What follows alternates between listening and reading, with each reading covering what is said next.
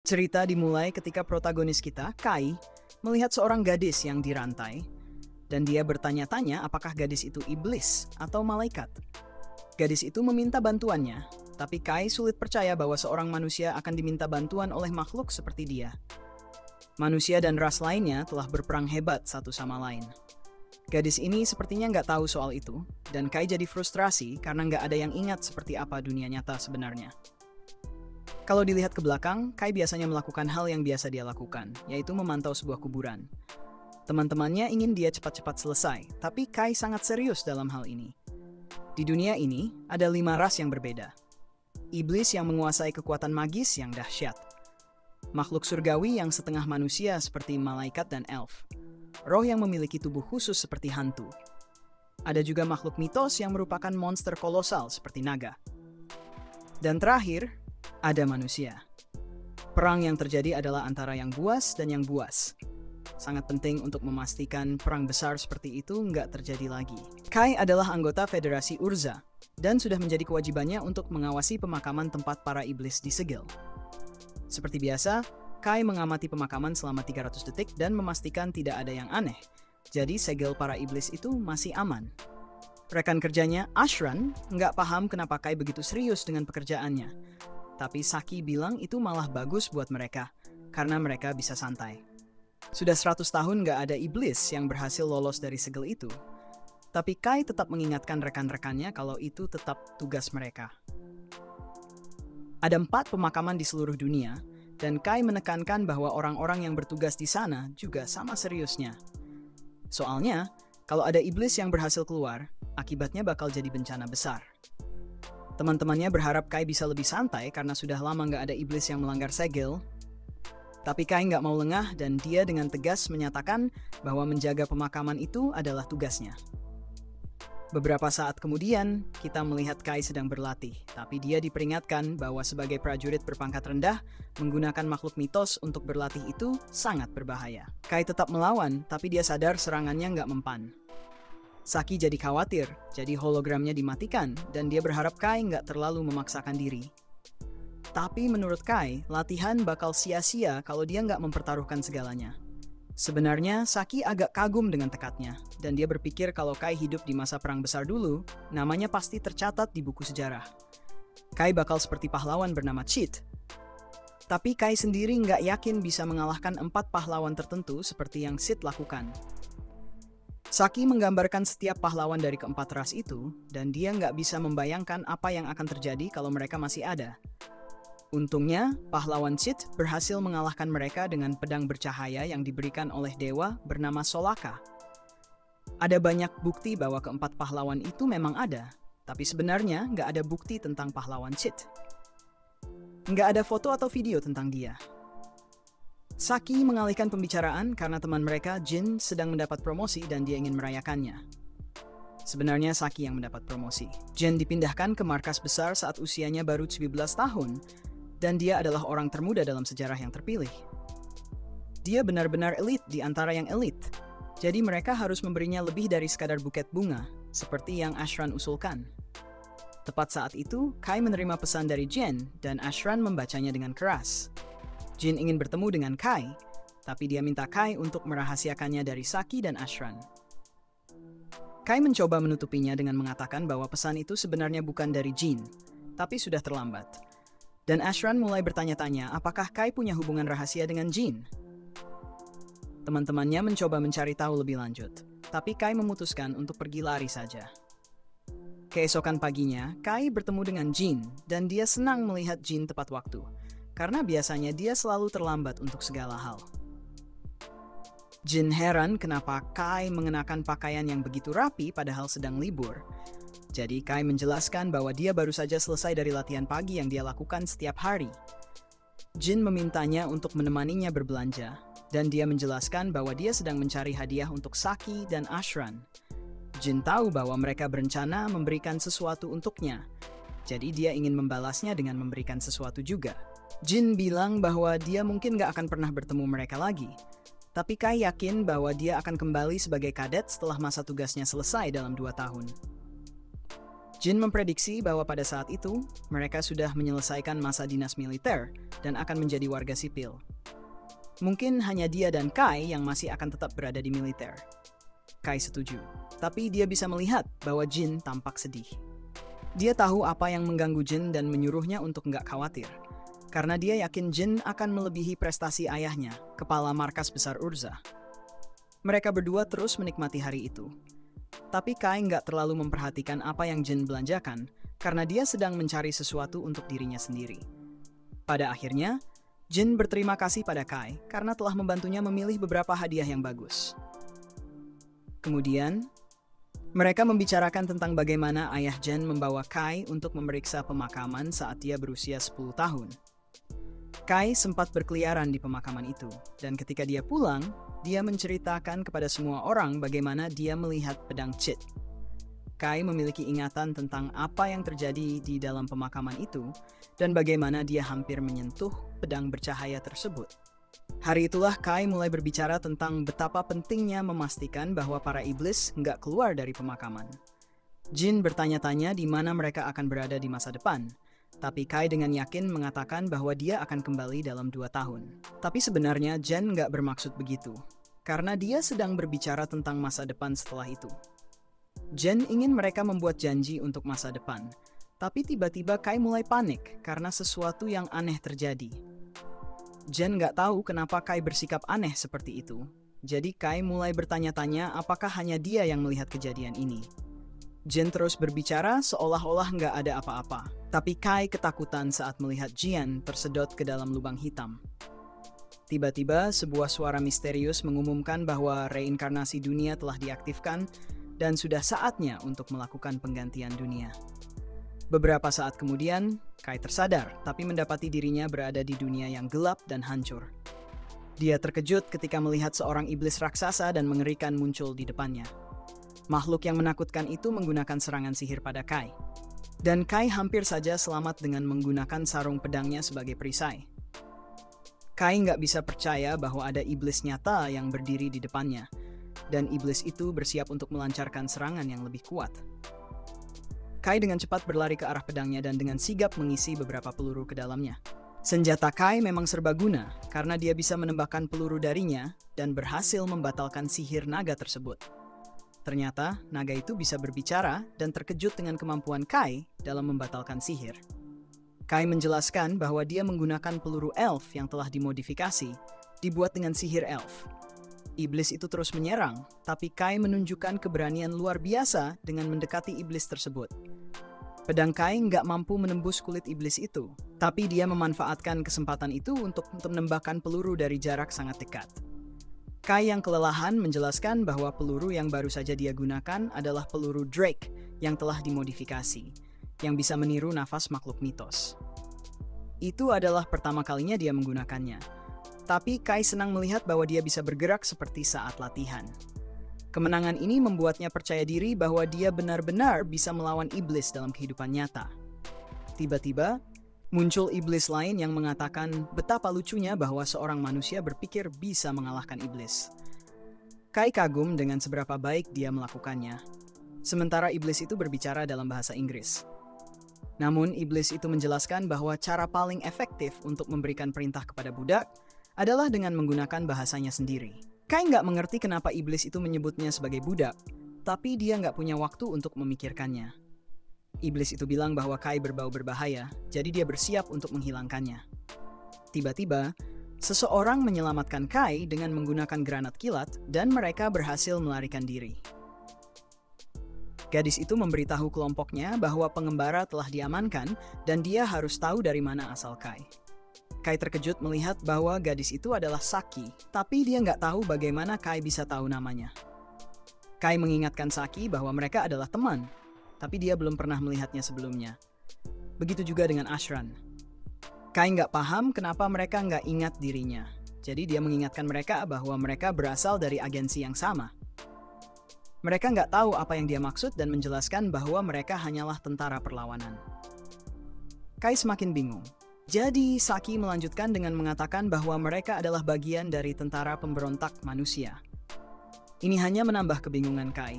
Jadi ia meminta mereka untuk memberitahunya semuanya tentang dunia ini. Ashran dan Saki mengira Kai hanya bingung setelah menghadapi iblis. Kai pasti lupa banyak hal, jadi mereka mencoba membantunya ingat. Mereka menjelaskan bahwa ada perang besar antara 5 ras dan umat manusia kalah. Tentu saja Kai terkejut karena di dunianya umat manusia sebenarnya menang. Ashran melanjutkan bahwa mereka kalah dalam perang lebih dari 30 tahun yang lalu, dan kota-kota di seluruh dunia diambil alih oleh keempat ras lainnya. Sedangkan untuk manusia, mereka hanya berhasil bertahan hidup sambil terus berlari dan bersembunyi. Keempat ras lainnya sekarang memerintah dunia dan saling bertarung memperebutkan wilayah. Ashran dan Saki kemudian memperkenalkan Kai ke kota manusia yang disebut Neo Vashal.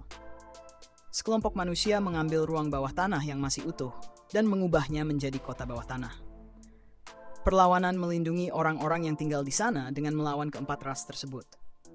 Kai bertanya-tanya kenapa manusia kalah dalam perang besar, tapi jelas bagi Ashran dan Saki.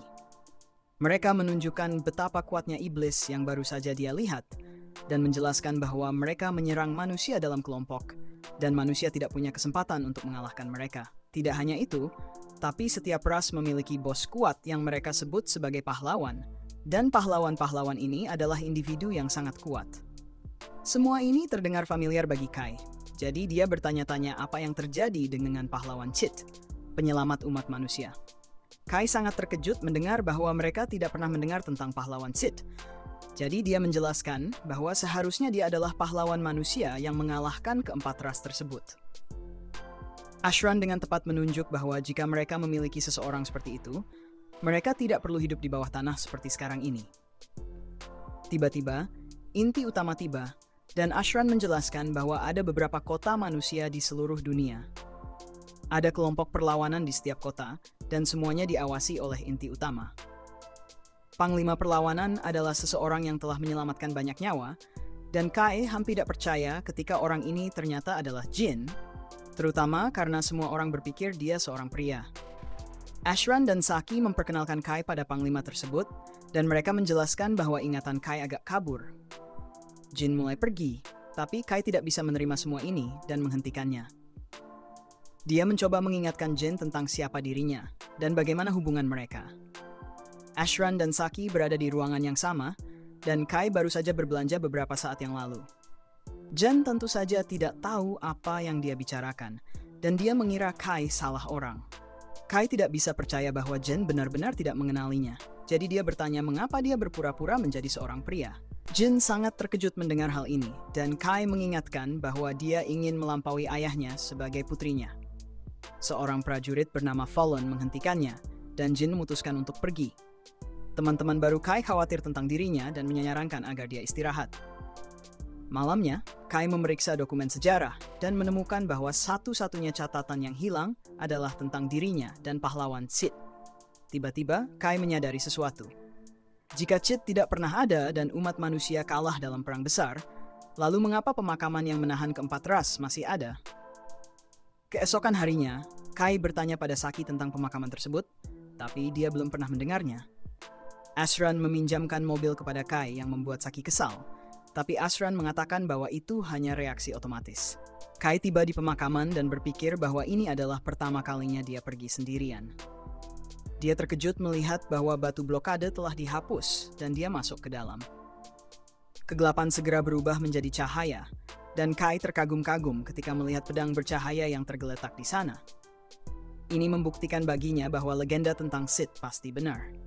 Kai menarik pedang dari dudukan, dan sebuah suara keras memberikan kunci koordinat dunia kepada Kai dan menyebutnya sebagai Cold Holder, pemegang dingin. Tiba-tiba, sebuah pintu raksasa yang bercahaya terbuka di depannya, dan Kai mendengar suara seorang gadis meminta pertolongan. Kai sangat terkejut melihat bahwa dia tidak berada di pemakaman lagi dan menaiki beberapa tangga besar. Di atas dia menemukan banyak rantai yang digunakan untuk membelenggu seorang gadis. Sayap gadis itu terlihat seperti gabungan antara sayap iblis dan malaikat, dan gadis tersebut memohon kepada Kai untuk membebaskannya dari rantai-rantai tersebut. Kedengarannya seperti gadis itu bilang namanya Rin, tapi Kai nggak bisa yakin karena dia pingsan. Kai nggak berpikir dia terlihat seperti iblis, jadi dia mencari cara untuk membebaskannya. Kai memberi peringatan agar gadis itu jangan sampai menyerangnya setelah dia membebaskannya. Tapi dia mendapati dirinya nggak bisa memutuskan rantai-rantai itu. Serangan yang lebih kuat juga gagal. Jadi dia kehabisan opsi karena nggak punya senjata lain. Tiba-tiba, Kai bertanya-tanya apakah dia bisa menggunakan pedang yang bersinar itu. Jadi dia mengucapkan kata-kata coat holder. Ini membuat senjatanya mulai bersinar, dan Kai terkejut melihat bahwa pedangnya berubah menjadi pedang cheat. Menggunakan pedang itu menyebabkan kerusakan besar, dan rantai-rantainya gampang putus. Gadis itu bebas, tapi Kai terkejut ketika dia melompat menjauh darinya. Dia berteriak marah memanggil seseorang bernama Vanessa, dan menyatakan bahwa dia belum kalah. Dia pikir Kai adalah iblis peringkat rendah yang dikirim Vanessa untuk mengalahkannya. Jadi dia menyerangnya dan menuntut agar Kai memanggil Vanessa. Kai berhasil menghindari serangan pertamanya, tapi serangan keduanya sangat menakutkan. Tiba-tiba, Kai mendengar suara. Suara itu mengatakan bahwa coat holder bisa memutuskan takdir. Kai menggunakan pedang bersinar itu dan mengejutkan gadis itu saat dia memotong serangan gadis itu. Kai bahkan membuat dirinya sendiri terkejut. Dan gadis itu menuntut untuk tahu apa yang baru saja dia lakukan. Dia masih menyebut Kai sebagai iblis lemah. Tapi Kai menunjukkan bahwa dia tidak punya sayap atau ekor. Kai meminta agar gadis itu mulai mempercayainya. Jadi dia minta maaf. Dia punya dendam serius terhadap iblis yang membuat Kai menyadari bahwa dia pasti bukan iblis. Kai penasaran apa rasnya, tapi gadis itu merasa itu tidak penting.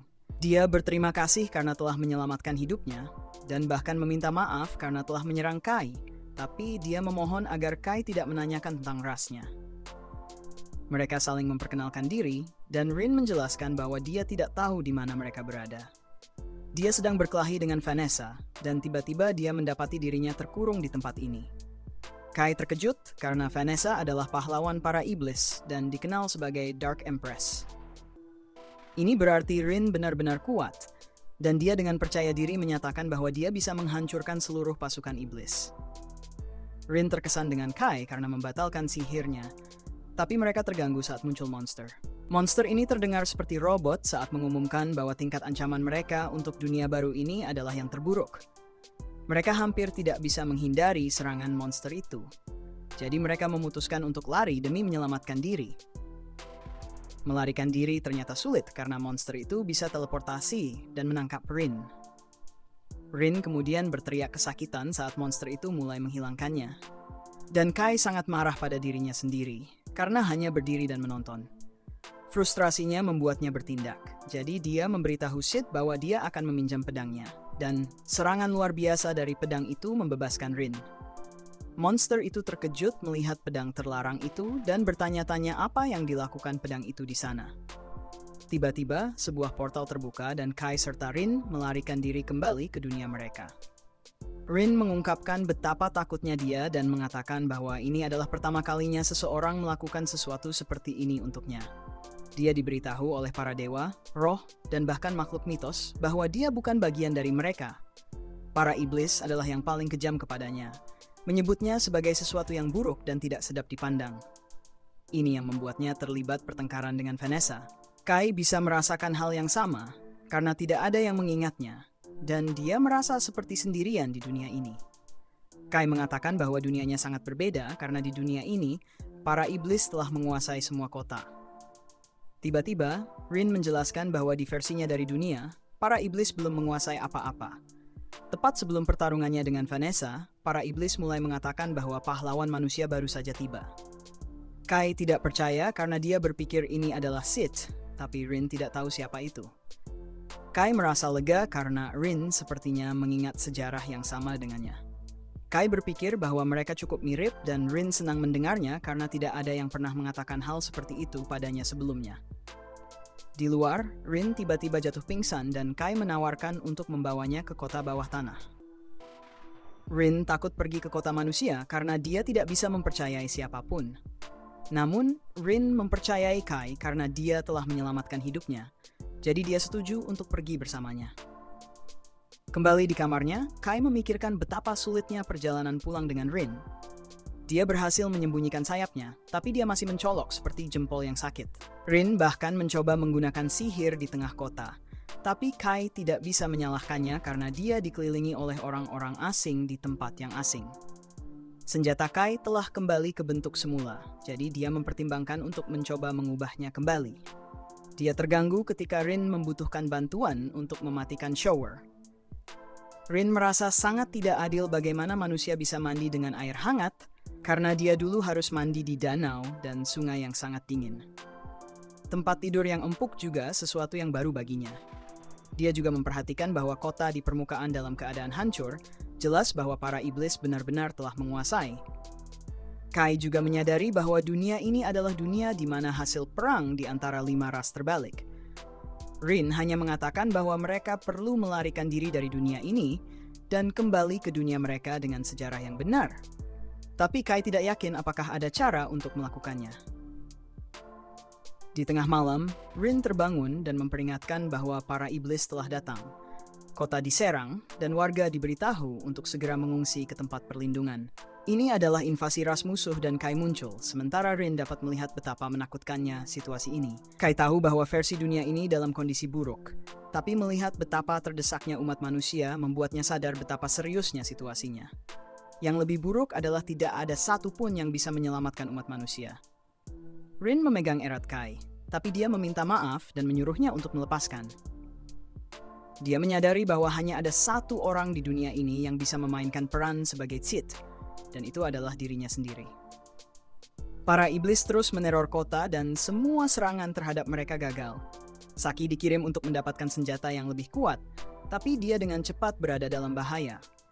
Seorang iblis hampir menghabisinya, tapi Kai berhasil menyelamatkannya tepat waktu. Saki terkejut saat Kai menyuruhnya untuk menggunakan air melawan para iblis ini, dan dia menjelaskan bahwa air membuat mereka sulit terbang. Tiba-tiba, Saki juga terancam bahaya saat dia mulai berubah menjadi batu, tapi Kai juga menyelamatkannya. Kai diserang oleh 2 iblis, tapi dia dengan mahir menghindari bahaya dan Rin membantunya dengan serangan sihir. Kai terkesan dengan betapa kuatnya dia dan Rin menyatakan bahwa dia ingin bertarung bersamanya. Teman-teman Kai belum pernah melihat teks seperti yang digunakan Kai. Jadi Kai menjelaskan bahwa dia berasal dari dunia di mana manusia memenangkan perang besar 5 ras. Gaya bertarung dan peluru yang digunakannya berasal dari dunia itu. Teman-temannya merasa sulit untuk mempercayainya. Tapi mereka terputus ketika laporan mengungkapkan bahwa 2 iblis melarikan diri. Ini berarti bahwa para iblis hanya melakukan pemantauan di kota dan kemungkinan akan kembali dengan lebih banyak iblis. Mereka perlu melapor ke markas tentara pemberontak. Jadi mereka meminta Kai untuk ikut bersama mereka. Kai ragu pada awalnya, tapi teman-temannya yakin itu tidak akan jadi masalah karena betapa kuatnya dia. Markas terletak di ibu kota kerajaan. Ibu kota kerajaan telah hancur, tapi ini justru membuatnya menjadi lokasi yang sempurna karena para iblis tidak akan pernah mengira markas berada di tempat yang sudah hancur. Kai kemudian mengetahui bahwa Jen mengambil alih sebagai pemimpin pemberontak setelah ayahnya pensiun akibat cedera. Kai bertemu dengan Jen dan para pemimpin lainnya, tapi mereka sulit mempercayai bahwa dia berasal dari dunia lain, di mana umat manusia mengalahkan para iblis. Saking tidak percayanya, beberapa anggota malah merasa kesal. Kai kemudian mengungkapkan bahwa di dunianya, dia adalah teman masa kecil Jen. Dan itulah sebabnya dia bertindak seolah-olah mereka sudah saling mengenal sebelumnya. Kai menyebutkan beberapa nama yang tampaknya mengganggu Jen sehingga dia mengakhiri pertemuan. Kemudian, Kai diberitahu bahwa Jen ingin bertemu lagi secara rahasia. Informasi Kai tentang kelemahan para iblis terhadap air sangat membantu. Jadi mereka mungkin akan mempercayai apa yang dia katakan jika dia terus benar. Kai kemudian bertemu dengan Jen, dan dia mengungkapkan bahwa dia benar. Dia adalah seorang wanita. Satu-satunya orang yang tahu bahwa dia seorang wanita adalah Felon dan beberapa eksekutif veteran. Ternyata nama-nama yang Kai sebutkan sebelum-sebelumnya adalah julukan yang digunakan Jin untuk ayah dan kakeknya. Ini cukup meyakinkan mengenai Kai yang berasal dari dunia lain, tapi Jin masih skeptis. Namun pengetahuan dan keterampilan bertarung Kai bisa berguna, jadi mempercayainya layak untuk dicoba. Jin kemudian mengungkapkan bahwa dia membutuhkan bantuannya. Mereka berencana untuk bergabung dengan 5 kota lainnya untuk mengepung dan menangkis para iblis yang mencoba menyerang mereka. Jika mereka berhasil, mereka tidak perlu meninggalkan kota mereka. Rin takut bahwa tindakan balasan hanya akan menarik lebih banyak iblis ke kota. Dan jika iblis peringkat tinggi memutuskan untuk muncul, mereka bisa menghancurkan seluruh kota hanya dengan satu ledakan sihirnya. Jen merasa frustrasi karena dia sudah tahu semua itu, tapi dia sudah menentukan bahwa mereka tidak punya pilihan lain. Namun, Kai mengejutkan semua orang ketika dia menyarankan bahwa hanya ada satu iblis yang harus mereka fokuskan, yaitu pahlawan para iblis, Dark Empress Vanessa. Jin tidak percaya bahwa dia benar-benar menyarankan itu, karena Vanessa adalah monster yang mutlak. 30 tahun yang lalu, dia menghancurkan kekuatan pertahanan ibu kota dan menguasai istana pemerintah seorang diri. Kai tahu betapa berbahayanya dia, tapi dia juga tahu bahwa satu-satunya yang bisa mengalahkan monster seperti itu adalah pedang Sid, Coat Holder. Karena betapa berbahayanya ide ini, Kai menyarankan agar dia dan Rin menjadi satu-satunya yang bertarung langsung melawan Vanessa. Dia menjelaskan bahwa di dunianya, seorang pria bernama Sid mengalahkan Vanessa seorang diri. Jin bertanya-tanya apakah Kai mampu melakukan hal yang sama, tapi Kai hanya berharap begitu. Jan kemudian bertanya-tanya mengapa Kai melakukan semua ini, dan dia setuju bahwa terdengar gila baginya untuk memasang dirinya dalam bahaya seperti ini untuk dunia yang bukan miliknya. Namun, Kai telah memikirkannya dengan matang. Teman-temannya berjuang keras untuk hidup mereka, dan dia tidak akan bisa melarikan diri dan kembali ke dunianya jika dia tidak melakukan sesuatu untuk membantu mereka.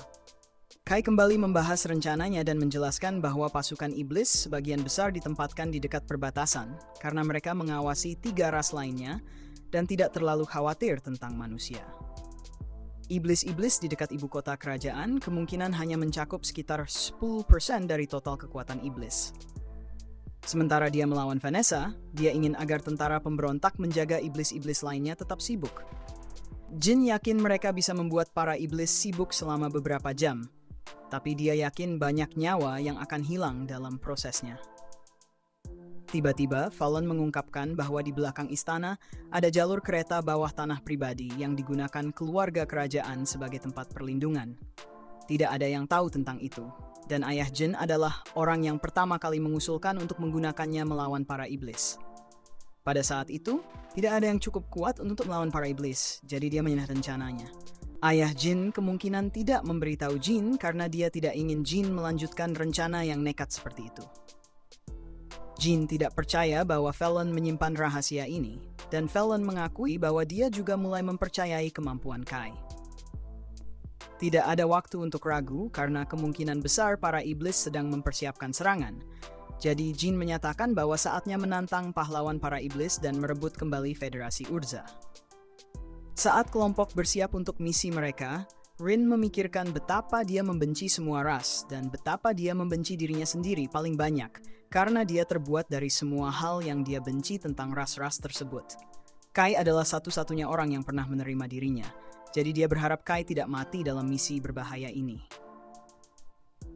Tentara pemberontak kemudian menuju ke istana pemerintah melalui terowongan bawah tanah. Sementara pasukan utama mengalihkan perhatian para iblis, rencananya adalah membebaskan semua tahanan di ibu kota dan mengalahkan Vanessa. Saki tidak percaya bahwa mereka berempat harus menghadapi Vanessa, tapi Kai bilang bahwa mereka satu-satunya orang yang dia percayai untuk mendukungnya. Ini tidak membuat Saki kurang takut, jadi Rin berjanji bahwa dia cukup kuat untuk melawan Vanessa. Saki juga takut pada para iblis, jadi Rin berjanji bahwa dia cukup kuat untuk mengalahkan siapa saja selain Vanessa. Jika dia akhirnya harus menghadapi Vanessa sendirian, Rin menyatakan bahwa dia akan meledakkan dirinya sendiri dan membawa Vanessa bersamanya. Ashran khawatir mereka akan terdeteksi oleh para iblis, tetapi Kai menjelaskan bahwa para iblis sebenarnya hanya peka terhadap sihir. Manusia tidak memiliki kemampuan sihir, jadi seharusnya lebih sulit untuk mereka terdeteksi. Ashran sangat gugup sampai tangannya bergetar, tetapi dia tahu bahwa jika mereka mengalahkan para iblis, mereka akan menjadi bahan pembicaraan di seluruh dunia. Mereka akan dipuji dan mungkin bahkan diberi penghargaan. Setelah perjalanan panjang, Jen memberikan pidato yang menginspirasi kepada tentara pemberontaknya. Dia menunjukkan bahwa mereka telah melawan para iblis selama yang bisa diingat dan semuanya telah dipersiapkan untuk hari ini. Jen menyatakan bahwa akhirnya saatnya bagi mereka untuk keluar dari ruang bawah tanah gelap mereka dan menyuarakan pendapat mereka. Semua orang bersorak setuju, jadi Jen memimpin serangan ke permukaan. Di sana, Kai terkejut melihat bagaimana istana pemerintah dipenuhi oleh para iblis. Satu iblis menggunakan serangan sihir, tetapi Kai sudah pernah melihatnya sebelumnya. Dan dia membalas dengan serangan balasan. Dia bisa dengan cepat mengalahkannya. Tapi beberapa iblis lagi muncul. Kai dan Rin saling memberi isyarat seolah mereka tahu apa yang harus dilakukan, dan mereka melakukan serangan kombinasi yang kuat untuk membersihkan kawanan iblis. Semua orang tercengang melihat serangan itu. Jadi Kai menjelaskan bahwa dia menggunakan peluru yang diproduksi di dunianya untuk melawan kelompok musuh. Kai memutuskan bahwa sudah saatnya dia mencari Vanessa, dan dia akan memulai dari lantai atas di sisi utara. Namun, tangga utara sudah runtuh, jadi mereka harus menembus 10 anak tangga di sisi selatan. Jin kemudian memberikan arahan kepada kelompok-kelompok lain. Kelompok 1 bertanggung jawab memastikan tidak ada iblis yang masuk ke istana, dan tugas kelompok 2 adalah menyelamatkan para tahanan di bawah tanah. Dalam perjalanan menaiki tangga, Fallon mengungkapkan bahwa dia tidak melihat Kai menekan pelatuk senjatanya saat meluncurkan serangan terhadap kawanan iblis. Tidak mungkin serangan itu berasal dari senjatanya, jadi Fallon mulai curiga bahwa Kai menyembunyikan sesuatu tentang Rin. Jin menghentikan percakapan mereka dan membahas bagaimana Kai akan menghadapi Vanessa 1 lawan 1. Dia berharap Kai tidak akan menarik kembali janjinya, dan Kai meyakinkannya bahwa dia tidak akan melakukannya. Saat itu, Rin melihat sebuah imp kecil yang kemudian memanggil iblis besar. Iblis ini jelas sangat berbahaya karena langsung menyerang seorang anggota kelompok mereka. Tapi Fallon segera bertindak dan memotong jari-jari iblis tersebut, menyelamatkan orang itu. Fallon memberitahu yang lainnya untuk terus maju karena dia bisa dengan mudah menangani iblis ini. Jadi Jin mengatakan bahwa mereka akan bertemu lagi di atas. Di tempat lain, misi berjalan dengan baik karena kelompok 2 berhasil berhubungan dengan para tahanan dan kelompok 1 melawan beberapa iblis. Kembali ke kelompok kita, semua orang mulai khawatir ketika sebuah serangan ditujukan langsung ke Jin. Namun, Jin sama sekali tidak terluka setelah serangan itu mengenai dirinya, dan dia menjelaskan bahwa dia mengenakan armor elf. Dalam hal ketahanan magis, tidak ada yang lebih baik. Jin memberitahu Kai untuk terus maju, dan dia bersumpah akan menepati janjinya untuk mengalahkan Vanessa. Mereka pergi dan Jin menyatakan bahwa lawan iblis adalah kesatria cahaya suci. Kelompok Kai sekarang tinggal 4 orang dan mereka memakai gelang yang akan mencegah para iblis melihat mereka. Rin hampir saja mengungkapkan rahasianya dengan menjelaskan bahwa dia menggunakan sihir penghalang pada lengan bajunya. Tapi Kai menghentikannya. Mereka membuat alasan palsu tentang cara kerjanya dan hanya mengatakan bahwa itu memantulkan cahaya dan menyembunyikan mereka. Tiba-tiba, monster yang mengerikan muncul dan Rin mengingatkan semua orang untuk tetap diam. Binatang itu mendekati mereka sangat dekat, tetapi mereka tersembunyi oleh lengan baju mereka dan monster itu pergi. Kai kemudian memberitahu Saki dan Ashran untuk menunggu di ruang istirahat. Jika tampaknya Kai akan kalah dalam pertarungannya melawan Vanessa, mereka harus mematikan semua lampu agar Kai dan Rin bisa melarikan diri. Kelompok tersebut terpisah setelah terdengar alarm. Rin tidak tahu bagaimana mereka bisa ditemukan, jadi Kai menduga mungkin ada sensor inframerah di gedung tersebut. Seekor iblis muncul di depan mereka dan menyebut Rin jelek karena memiliki sayap aneh. Kai menutup mulutnya dan menuntut untuk mengetahui bagaimana mereka ditemukan. Iblis itu mengungkapkan bahwa ide Vanessa untuk menggunakan sistem pengawasan manusia. Dia menjelaskan bahwa Vanessa sebenarnya senang melihat manusia menyerbu, dan dia penasaran mengapa mereka memutuskan untuk mengakhiri hidup mereka dengan cara ini. Kai ingin iblis ini membawa mereka ke Vanessa, karena Vanessa sangat senang mereka ada di sini, tetapi iblis itu lebih suka bersenang-senang sendiri. Ia mempersiapkan serangan dan Kai terkejut ketika Rin menangkapnya. Dia melempar Kai ke samping dan memberitahunya untuk terus pergi tanpa dirinya. Kai menolak, tetapi dia mengatakan agar tidak khawatir. Dia berjanji akan segera menyusul dan menggunakan sihir esnya untuk memisahkan Kai dari pertempuran. Kai marah, tetapi dia tidak punya pilihan selain terus pergi. Iblis itu bisa mencium bau setiap ras dari Rin, jadi dia hanya bisa bertanya-tanya apa sebenarnya Rin. Rin menjelaskan bahwa dia bahkan tidak tahu apa dirinya, tetapi dia tahu bahwa dia membenci para iblis. Rin mempersiapkan serangan dan menyatakan bahwa dia hanya ingin bersama Kai. Jika para iblis berencana mengganggu itu, maka dia akan menghilangkan mereka. Kai akhirnya mencapai lantai atas dan disambut oleh permaisuri gelap Vanessa. Sementara itu, kelompok Jin sedang berusaha keras, tetapi iblis itu hampir tidak memperhatikan mereka dan menyebut mereka lemah. Salah satu serangan apinya tidak berpengaruh pada Jen, tetapi dia membunuh mereka. Jen kemudian mengubah senjatanya menjadi busur panjang, dan serangan yang diluncurkannya memberikan kerusakan yang sangat besar. Iblis itu masih tidak percaya bahwa Jen menggunakan barang sihir elf dan malaikat, karena jika digunakan oleh manusia yang tidak memiliki kemampuan sihir, itu akan mengikis sumber kehidupan mereka. Iblis itu mengejeknya karena mengorbankan hidupnya, tetapi Jen mengakhiri hidup iblis tersebut. Jen tidak menyesali keputusannya sama sekali, karena itulah tekad yang dibutuhkan manusia untuk mengalahkan iblis. Pengorbanannya juga tidak ada apa-apanya dibandingkan dengan menghadapi pahlawan iblis seperti yang dilakukan Kai. Tiba-tiba makhluk mengerikan lainnya mengancam nyawa Jin, tetapi Fallon datang untuk menyelamatkannya. Para iblis tahu betapa berbahayanya Fallon sehingga mereka memanggilnya Dragonar. Situasi di luar semakin memburuk, jadi para gadis menyadari bahwa segalanya bergantung pada pertarungan Kai melawan Vanessa. Kembali pada Kai, Vanessa mengungkapkan bahwa dia adalah seorang succubus. Dia menawarkan untuk mencintai Kai, tetapi Kai menunjuk bahwa satu-satunya hal yang sebenarnya dia cintai adalah pembantaian.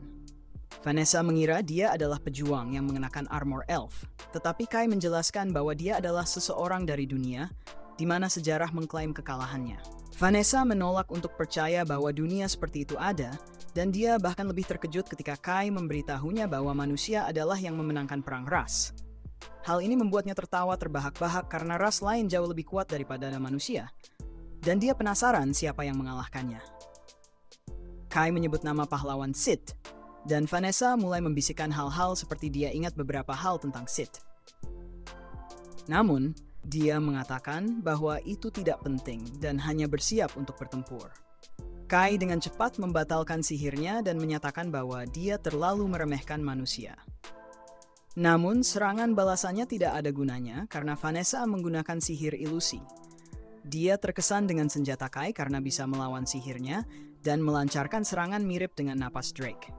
Serangan kuat berikutnya membuat lubang besar di dinding dan dia mengutuki dirinya sendiri karena meleset. Karena dia mencoba menghindari kehancuran bentengnya. Vanessa memperingatkan bahwa dia menggunakan ledakan yang bisa menghancurkan ras manapun dan bertanya apa yang akan dilakukan Kai tentang hal itu.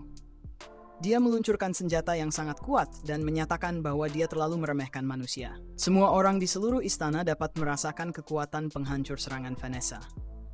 Vanessa menyatakan bahwa mustahil untuk bertahan dari serangannya. Hanya satu dari setiap 4 ras pahlawan lain yang bisa bertahan dari serangan tersebut, jadi dia penasaran mengapa Kai masih hidup. Kai berpikir bahwa semuanya berkat pedang Sith, dan Vanessa bertanya-tanya dari mana pedang itu berasal. Saat itu, Rin muncul untuk melindungi Kai, tetapi Kai memperhatikan bahwa dia terluka parah. Rin menolak untuk membiarkan itu menghentikannya, dan dia menantang Vanessa untuk menyerangnya. Tiba-tiba, sebuah portal terbuka di belakang Vanessa, dan monster berbau robotik dari sebelumnya menangkapnya. Namanya adalah Last Riser, dan dia telah menentukan bahwa Vanessa memiliki potensi besar untuk mempengaruhi dunia ini setelah mendengar nama Sith. Vanessa menyadari apa yang sedang terjadi, tetapi sudah terlambat karena Last Riser telah mulai menghapus kode Vanessa dari dunia ini. Vanessa berhasil melepaskan diri dari belenggu dan membalikkan keadaan terhadap Last Riser. Vanessa menyebut Last Riser sebagai anjing milik seseorang bernama Afria dan menyatakan bahwa seseorang seperti Last Riser tidak akan pernah bisa mengambil kepalanya. Vanessa menunjukkan kekuatan luar biasa dari pahlawan saat dia mengatakan bercerai dan serangannya menyebabkan kerusakan besar.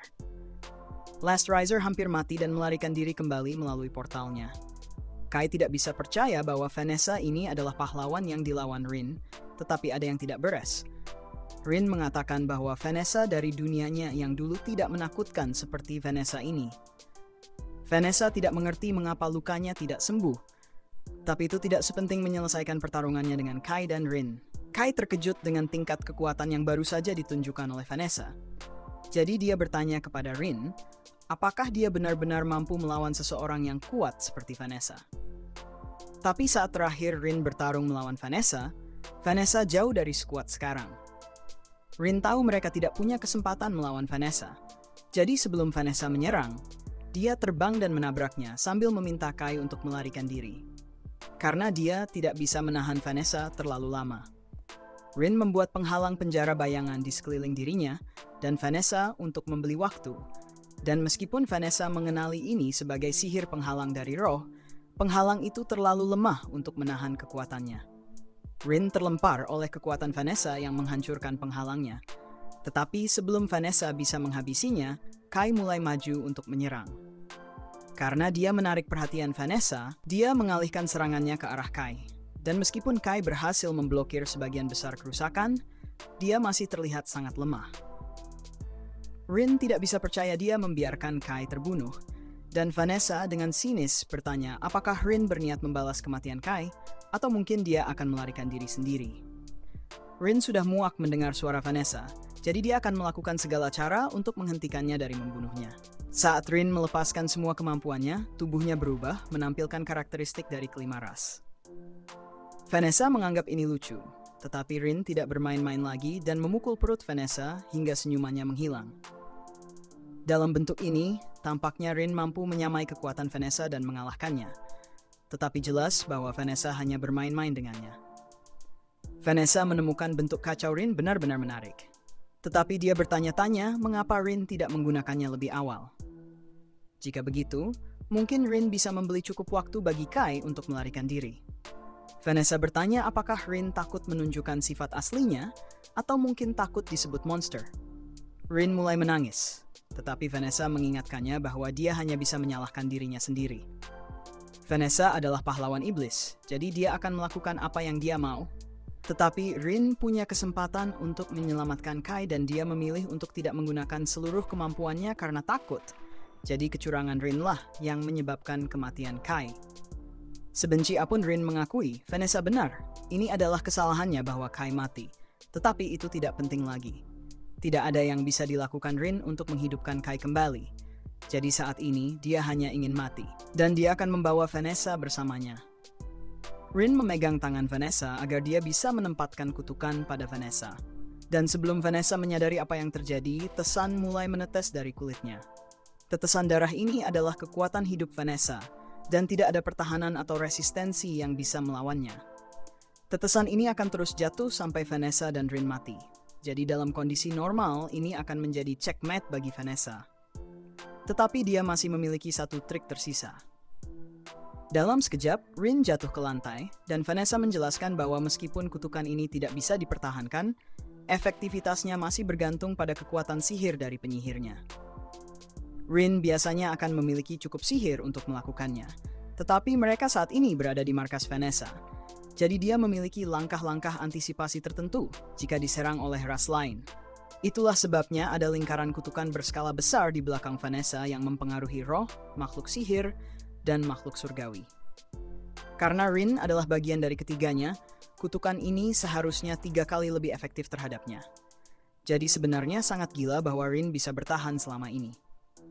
Sekarang Rin bahkan tidak bisa membalas dendam pada Kyle seperti yang dia inginkan. Jadi dia hanya duduk di sana dan berkata bahwa dia minta maaf karena tidak berguna untuknya. Vanessa mulai kesal dengan penampilan Rin yang menyedihkan. Jadi dia bersiap untuk menghabisinya dengan satu serangan terakhir. Namun, sebelum Rin bisa dibunuh, serangan itu diblokkan oleh Kai yang ternyata masih hidup. Dia memberitahu Rin bahwa dia tidak perlu minta maaf dan bahwa Rin sangat berguna baginya karena pertarungannya melawan Vanessa memberinya cukup waktu untuk sadar kembali. Rin hampir tidak percaya bahwa Kai masih hidup dan Vanessa juga tidak percaya. Jadi dia bertanya bagaimana Kai bisa selamat dari serangan itu karena tidak ada manusia yang seharusnya hidup setelah itu.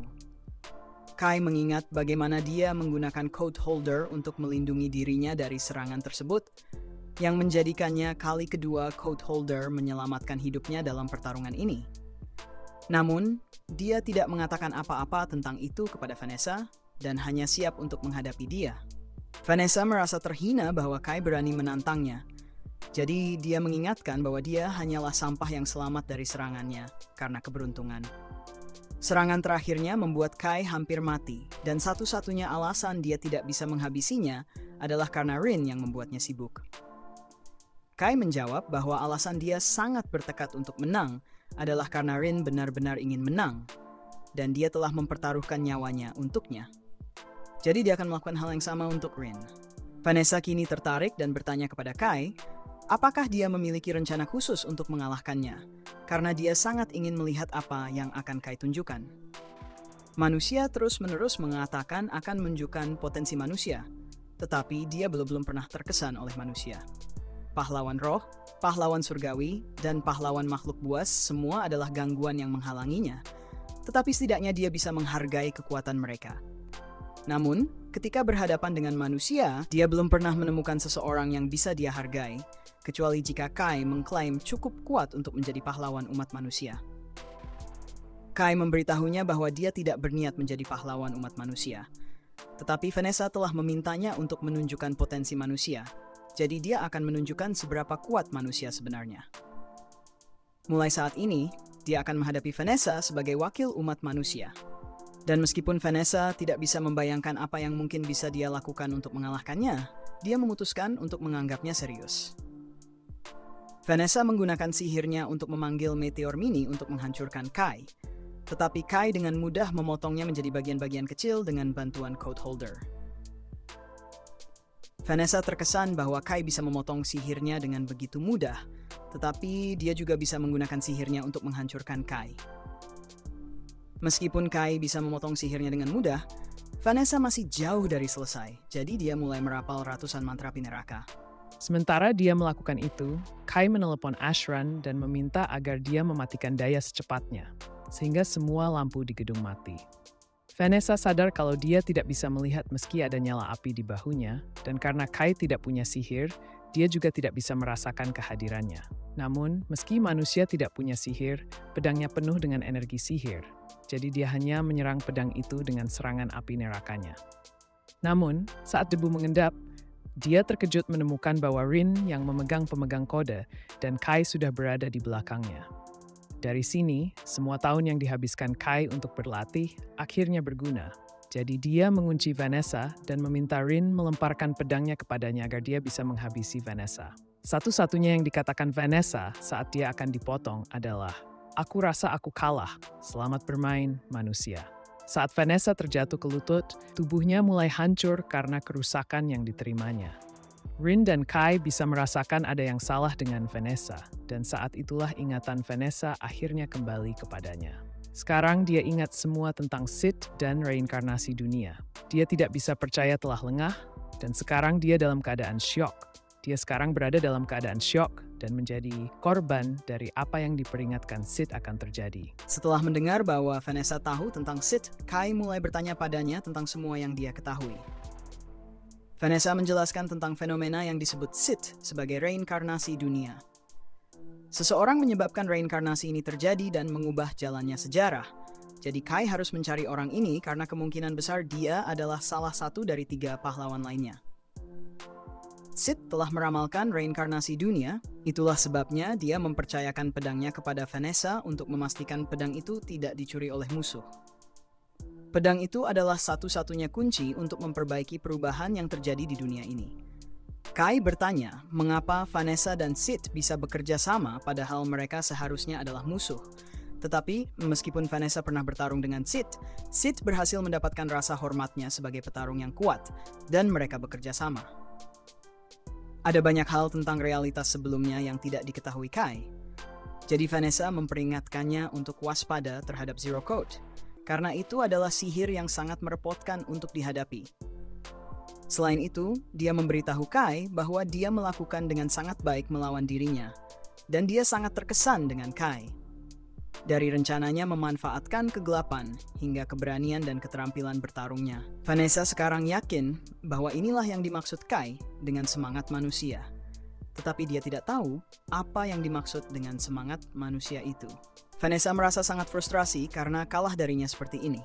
Dia tidak bisa membuat alasan, tetapi dia sangat ingin menghadapi Kai lagi. Vanessa memberitahu Kai bahwa jika mereka bertemu lagi, dia akan bersenang-senang lebih banyak dengannya. Kai tertegun setelah apa yang baru saja dikatakan Vanessa, tetapi kelelahan dari pertarungan segera menghinggapinya, sehingga Kai akhirnya jatuh ke lutut. Namun, dia merasa lega karena akhirnya berhasil mengalahkan Vanessa. Kabar kekalahan Vanessa menyebar ke semua orang yang selamat, dan tidak lama kemudian, mereka semua berkumpul kembali di Yayasan Urza untuk mulai merebut kembali tempat itu.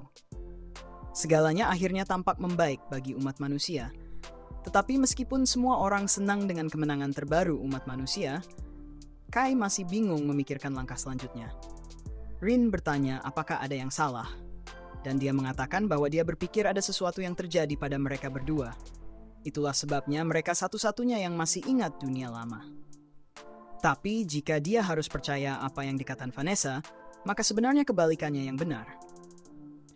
Dunia di sekitar mereka telah berubah, dan merekalah satu-satunya yang tetap sama. Rin mengatakan dia ingin segalanya kembali seperti semula, karena dia merasa dunia ini sangat menakutkan, dan Kai setuju dengannya. Tetapi dia masih belum tahu bagaimana mereka akan mengubah semuanya kembali. Tiba-tiba, Jin mendekati Kai dan Rin, dan dia ingin mengungkapkan terima kasih kepada mereka. Meskipun kota itu mungkin dalam kondisi hancur sekarang, satu-satunya alasan manusia bisa merebut kembali kota mereka adalah karena usaha Kai dan Rin. Itulah sebabnya Jining ingin mengucapkan terima kasih kepada mereka atas nama Angkatan Bersenjata Pemberontak.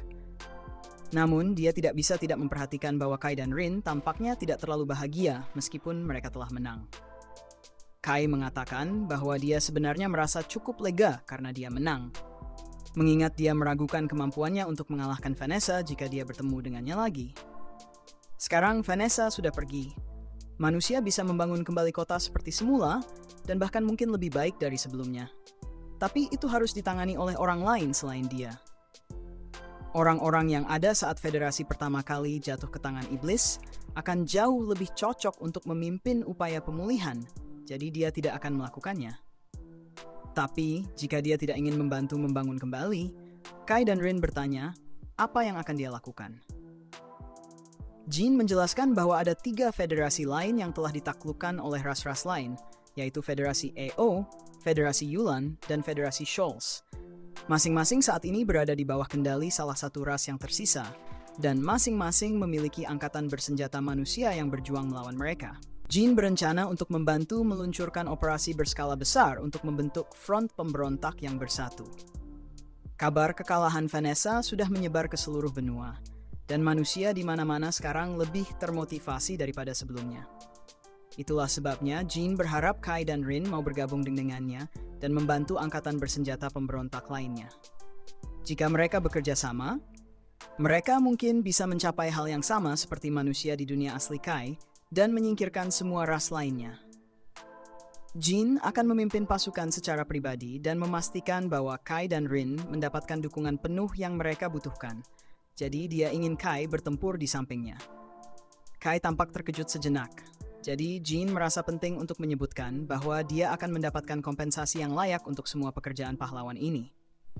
Namun, bukan berarti Kai tidak ingin membantu umat manusia memenangkan perang. Dia hanya berpikir tentang betapa matangnya versi Jin ini.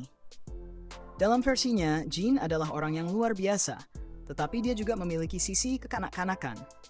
Jadi, Jin sering melakukan hal-hal seperti memanggilnya di tengah waktu latihan, mengajaknya berbelanja, dan khawatir tentang masa depannya dengan teman-temannya. Namun, sulit membayangkan Jin versi ini melakukan hal-hal seperti itu. Kai setuju untuk bergabung dengan Jin dalam melawan ras-ras lain dan membebaskan umat manusia.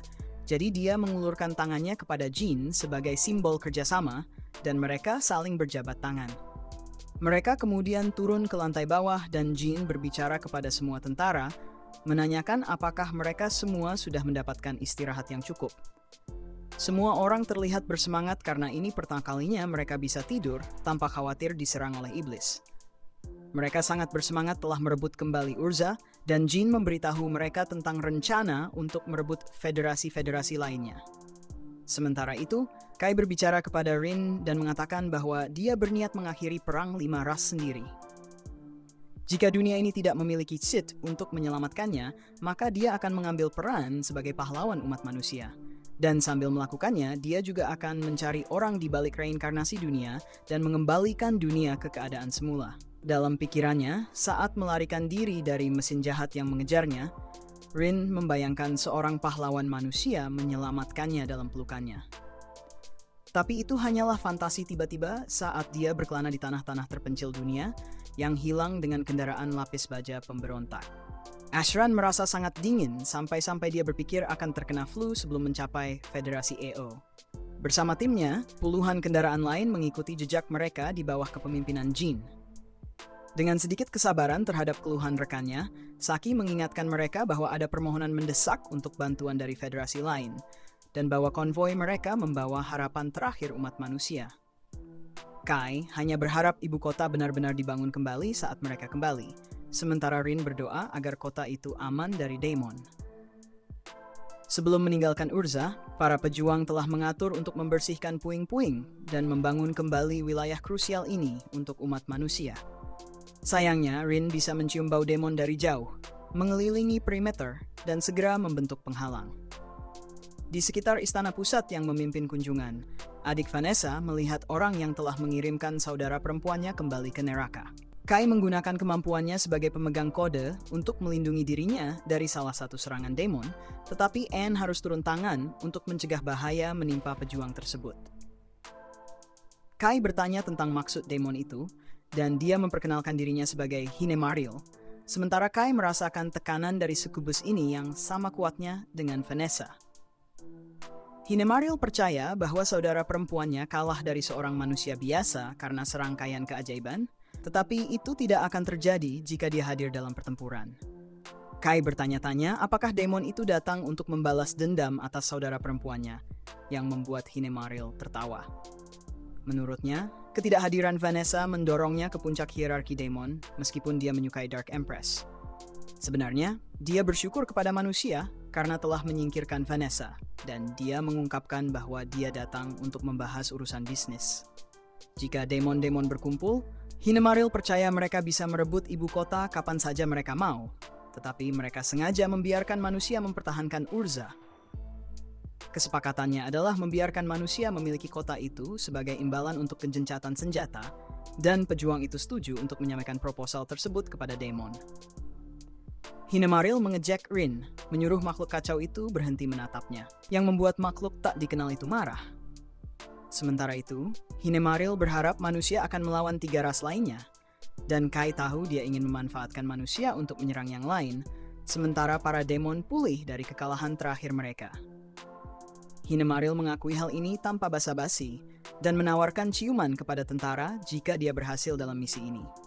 Selain itu, jika mereka berencana pergi ke tanah surgawi, saudara perempuan Vanessa memperingatkan mereka untuk waspada terhadap Lord Elfria, yang belakangan ini berperilaku aneh. Setelah seluruh kejadian itu, Kai berkomentar di dalam kendaraan lapis baja bahwa unit rekonstruksi bertanggung jawab atas Urza yang berbahaya. Sebagai bagian dari unit ekspedisi, dia dan anggota tim lainnya harus bekerja sama dengan Federasi EO dan mengalahkan Celestials. Terdiri dari elf, kurcaci, peri, dan malaikat, Kai percaya ras-ras ini lebih licik dan pengecut dibandingkan manusia yang merupakan pencipta benda-benda ajaib kuat untuk perang. Jika manusia menganggap demon sebagai monster, pasti Celestials adalah yang dianggap sebagai manusia superior. Sementara itu, Jen mengingatkan lewat radio bahwa semua orang akan berhenti istirahat dalam 2 mil. Tiba-tiba, Rin memperingatkan tentang makhluk mitos yang mendekat di Cakrawala, membuat Kai segera memberitahu semua kendaraan tentang kedatangan musuh. Turun dari langit dengan ukuran monstrositasnya, seekor naga menggerakkan udara dengan luasnya sayapnya sementara para manusia merespons dengan senapan otomatis mereka. Meskipun begitu, kulit keras makhluk mistis ini membuatnya tetap utuh dalam jalannya. Segera siap untuk menjatuhkan kendaraan lapis baja pertama dengan ekornya. Hanya ketika Kai merespons dengan peluru petirnya, diikuti serangan bersama Rin, baru kerusakan signifikan yang diberikan kepada lawan. Tidak cukup untuk membunuh, tetapi cukup untuk membuat naga itu melarikan diri. Pada saat yang sama, Jen memerintahkan seluruh konvoi untuk berhenti guna menyelamatkan kelompok 29 dan 30 yang terkena serangan makhluk mitos tersebut. kemudian berkumpul untuk periode istirahat. Kai merasa tidak enak memiliki tenda besar hanya untuk dia dan Rin, tapi dia pasti akan tegang di samping manusia. Dia tidak tahu, mungkin, mengapa Jen membiarkannya tinggal sendirian dengan Kai. Pada saat itu, komandan tiba bersama Rina untuk mengucapkan terima kasih atas pekerjaan yang luar biasa di puncak bukit dan menjelaskan bahwa tenda ini ditujukan untuk komando tinggi dengan kedua tentara yang bertugas sebagai pengawal-pengawal komandan. Rina memanggil Kai untuk menugaskan pejuang itu sebagai penjaga dalam tenda, karena Jen berisiko terdeteksi sebagai wanita jika dia terlalu lama dengan wanita lain yang perlu melepas zirahnya untuk tidur. Bahkan petugas terpercaya pemimpin memerintahkan tentara itu untuk tidak membuat gerakan tiba-tiba saat melihat komandan dalam pakaian santai. Kai merasa tersinggung sebagai seorang tentara profesional dalam tugas, tetapi saat dia masuk, kenyataan mulai terasa. Rin sedang memberikan pijatan punggung kepada Jen untuk meredakan rasa sakit, dan Kai memanfaatkan kesempatan itu untuk berkomentar tentang betapa sulitnya berpura-pura menjadi pria. Mengalihkan topik, dia menyatakan tidak mengharapkan kehadiran makhluk mitos di Federasi Urza, mengira mereka mungkin datang untuk menjelajahi area setelah mengetahui jatuhnya Dark Empress. Jin menenangkan bawahannya, mengingatkan bahwa pertahanan telah dipersiapkan di ibu kota kerajaan. Posisi itu tidak akan diambil dengan mudah. Dia kemudian menyebutkan bahwa dia banyak bergerak saat tidur, jadi tentara itu diingatkan jika dia merasakan tendangan di tengah malam.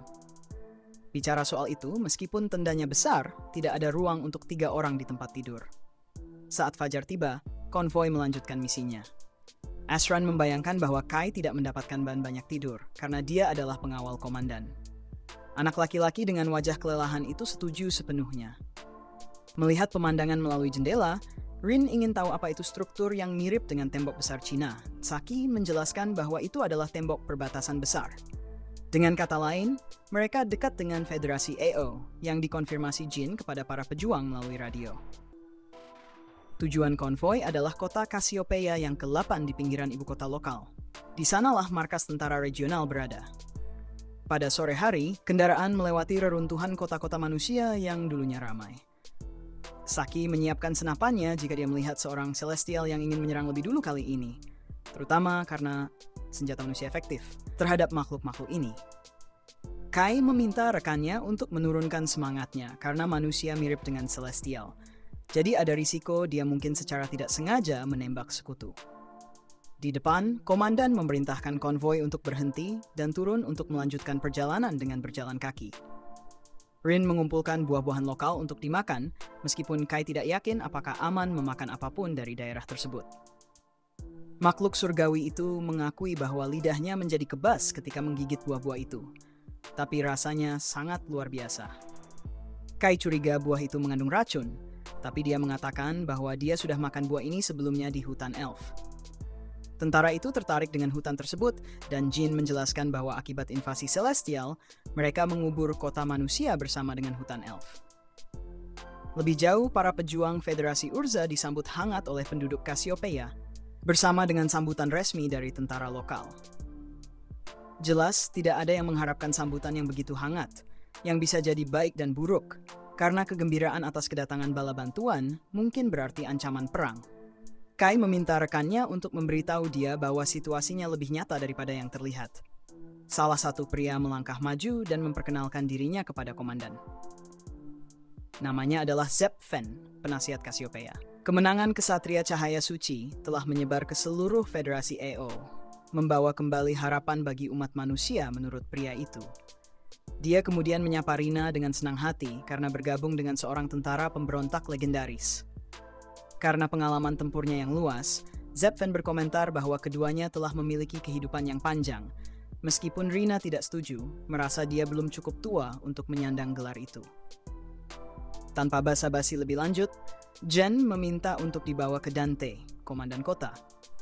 Dalam perjalanan, Zep Fen bertanya kepada Rina tentang apa yang dia ketahui tentang pemimpin lokal, dan dia tahu namanya adalah Dante, seorang keturunan keluarga kerajaan kuno dari Federasi AO yang menganggap dirinya seorang kaisar. Selain itu, dia adalah seorang pria yang cemburu, tidak percaya, dan obsesif yang melihat Jen sebagai ancaman. Zep Fen setuju dengan setiap kata yang diucapkan oleh petugas tersebut. tetapi meminta Komandan Urza untuk memahami bahwa seluruh Cassiopeia merayakan kedatangannya meskipun sang kaisar yang mengaku tidak setuju. Tak lama kemudian, bala bantuan diterima oleh asisten Komandan Kubirei. Dia memberitahu mereka bahwa segala urusan yang perlu dibahas dengan Yang Mulia harus melalui dia terlebih dahulu. Setibanya di kantor pria itu, Dante mengeluh bahwa bala bantuan datang terlambat karena disepakati mereka akan tiba pagi ini. Karena itu, Dante ingin tahu apakah Jin dan Kubirei berniat membuat kaisar menunggu. Jin menjelaskan bahwa konvoi mereka diserang oleh makhluk mitos yang menyebabkan mereka membutuhkan waktu untuk merawat yang terluka dan memperbaiki kendaraan. Meskipun penjelasan tersebut, Dante tidak peduli dengan alasan dan bertanya apa yang dilakukan Komandan Urza di negara lain setelah merebut kembali ibu kotanya. Dalam pikirannya, Jin berniat meningkatkan kemuliaannya dengan mencuri pasukan Io. Komentar ini langsung mengenai komandan, tetapi dia tetap tenang menjelaskan bahwa Dante sendiri yang meminta bantuan pasukannya. Dante menjawab bahwa itu adalah bawahannya yang melakukannya atas inisiatif mereka sendiri. Tetapi komandan menganggap bahwa dia tetap tidak ingin dikuasai oleh makhluk celestial. Oleh karena itu, kemuliaan pribadi seorang pemimpin tidak penting di hadapan bahaya ini. Selain itu, dia menasihati sang kaisar yang mengaku sendiri untuk mencatat bahwa kredit untuk mengusir para penyerang bukan miliknya atau miliknya, melainkan milik rakyat dan pasukan mereka. Akhirnya, dia dengan tegas mengatakan bahwa jika Dante menginginkan kehormatan untuk dirinya sendiri, dia harus berperilaku dengan cara yang pantas untuk itu. Setelah pertemuan yang tidak menyenangkan ini, bala bantuan bergabung dengan petugas EO. Zepven memberitahu mereka bahwa hutan elf, desa Kurcaci, tempat persembunyian peri, dan pengadilan malaikat dianggap sebagai wilayah yang belum dijelajahi oleh manusia. Karena mereka tidak tahu di mana pahlawan celestial berada, Jen memimpin pencarian Alfreya, mengesankan bawahannya Dante yang mulai merasa iri terhadap keberanian orang asing itu. Dia meminta bala bantuan dari angkatan bersenjata EO, tetapi pemimpin lokal menolak untuk meminjamkan prajuritnya. Mengantisipasi keras kepalanya, Jin melangkah lebih jauh dan menyatakan bahwa dia datang untuk mempertaruhkan nyawanya bagi mereka yang berjuang untuk tanah mereka, mendapatkan kepercayaan dan rasa hormat dari para pejuang federasi ini. Tentara Urza harus puas dengan makanan yang sangat buruk untuk makan malam. Kelompok Kai mendiskusikan asisten Dante, Kubirei. Ternyata Rin melihat sesuatu yang aneh tentang wanita itu. Begitu matahari terbit lagi, para tentara menuju hutan elf. Dante mengomentari asisten setianya bahwa Jin adalah komandan yang sangat sembrono, yang disetujui Kubirei, selalu marah karena para tentara lain merasa termotivasi oleh keberanian pengintrusi itu. Ketika Jen kembali dari ekspedisinya, dia berencana membuat peta hutan dan menjadwalkan pertemuan strategis. Keesokan harinya, komandan mengungkapkan rute patroli elf berdasarkan jejak yang mereka temukan kemarin, dan informasi ini memungkinkan dimulainya serangan terhadap Celestials. Meskipun tentara Eos termotivasi untuk bertempur, Dante sama sekali tidak senang melihat anak buahnya terpengaruh oleh karisma Jin. Kubirei menyarankan bosnya untuk mencapai prestasi besar yang cukup untuk memperkuat posisinya sebagai kaisar, dan menyarankan agar dia sendiri memimpin tentara di hutan elf. Mengadopsi ide ini setelah memberitahu penasihatnya, Dante memberitahu mereka bahwa dia sudah memiliki unit terbang yang menjelajahi hutan elf. Zepven berpikir bahwa ini mungkin menciptakan gesekan dalam koordinasi antara tentara Urza dan EO, tetapi Dante tidak peduli. Selain itu, dia memerintahkan agar operasi ini dirahasiakan. Sementara itu, Rin menimbulkan kecurigaan bahwa asisten komandan Dante, Kubirei, sebenarnya bukan manusia. Sementara itu, di atas sebuah bangunan aneh, ada sosok yang membawa boneka logam aneh di punggungnya mendekati para pendeta yang mencoba menghalau permusuhannya. Namun, tetua agung menjadi ketakutan dan penyihir lainnya terlempar jatuh. Setelah selamat dari jatuhnya, elf itu terbangun di sebuah kabin dan mendengar banyak suara di pikirannya melalui telepati. Suara-suara itu merasa lega karena pendeta Rairen selamat, tetapi mereka tetap sangat khawatir tentang tetua agung.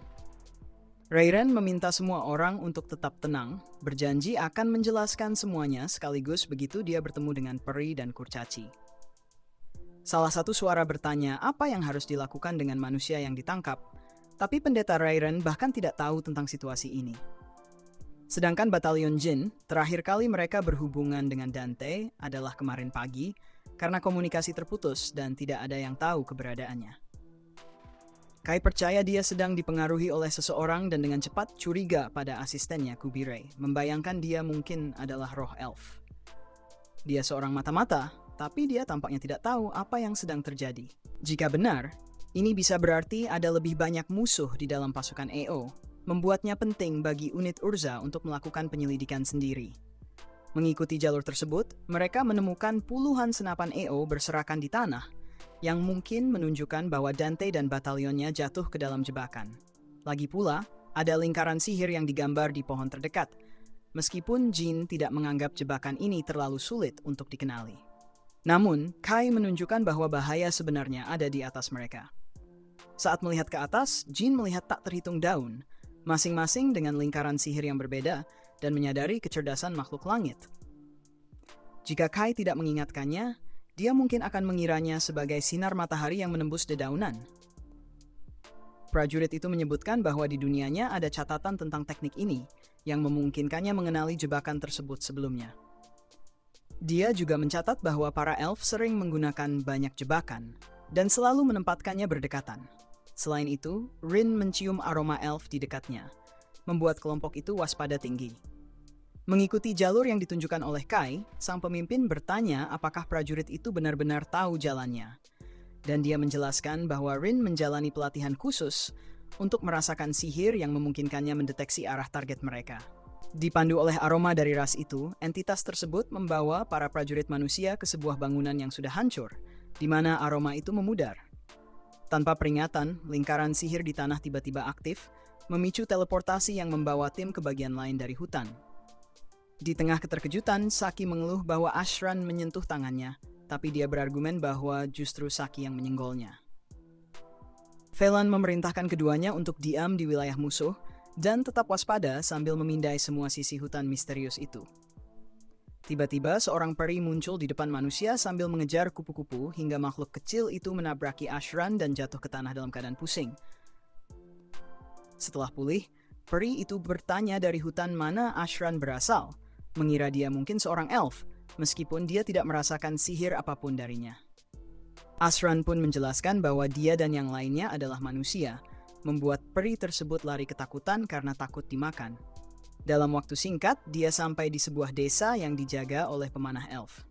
Saat para manusia tiba, para elf menyiapkan panah mereka, tetapi seorang atasan memerintahkan mereka untuk menurunkan senjata. Pemimpin elf itu mengatakan bahwa dia tidak pernah membayangkan manusia bisa mengaktifkan portal tersebut. Dan Jin pun menjawab bahwa senang sekali bisa bertemu kembali dengan asisten Komandan Dante, atau lebih tepatnya, mata-mata langit. Kubirei bersikeras untuk dipanggil dengan namanya, sementara Jin ingin tahu apa yang terjadi pada Dante dan yang lainnya. Kubirei memberitahu mereka bahwa semuanya masih hidup, tapi mereka menghirup debu dari koloni tanaman yang bisa melumpuhkan, membuat mereka tak bisa bergerak selama beberapa hari. Jin menuntut agar para tawanan dibebaskan, tetapi sang elf menetapkan syarat. Manusia harus melawan para malaikat. Kai mempertanyakan syarat ini mengingat bahwa elf dan malaikat adalah sekutu bersejarah, namun Kubirei mengungkapkan bahwa mereka dikhianati oleh ras tersebut. Bagaimanapun, Reiren sedang menunggu para tamu, jadi mereka harus mengikuti elf tersebut ke dalam desa. Saat akhirnya mereka berhadapan dengan pendeta itu, dia berkomentar bahwa ini adalah pertama kalinya manusia memasuki desa elf, jadi mereka mungkin bisa bangga dengan pencapaian ini. Meskipun begitu, itu tidak berarti mereka diterima di sana. Terlepas dari itu, Reiren merasa penasaran apakah Ksatria Cahaya Suci dan pasukannya benar-benar mengalahkan Vanessa, sang permaisuri kegelapan. Ketika Jin mengonfirmasi, Reiren menyebutkan bahwa baju zirah yang dikenakan komandan manusia itu adalah pakaian buatan elf, dan dia ingin tahu bagaimana Jin mendapatkannya. Jin menjawab bahwa dia menemukannya 10 tahun yang lalu di perbatasan Federasi Urza, sebuah benda sihir yang dicuri oleh iblis dari bangsa langit. Unitnya menyergap musuh-musuh itu dan baju zirah tersebut termasuk di antara barang rampasan. Karena tidak ada elf yang terbunuh dalam prosesnya, Reiren mengesampingkan masalah itu dan mengusulkan kesepakatan dengan para manusia.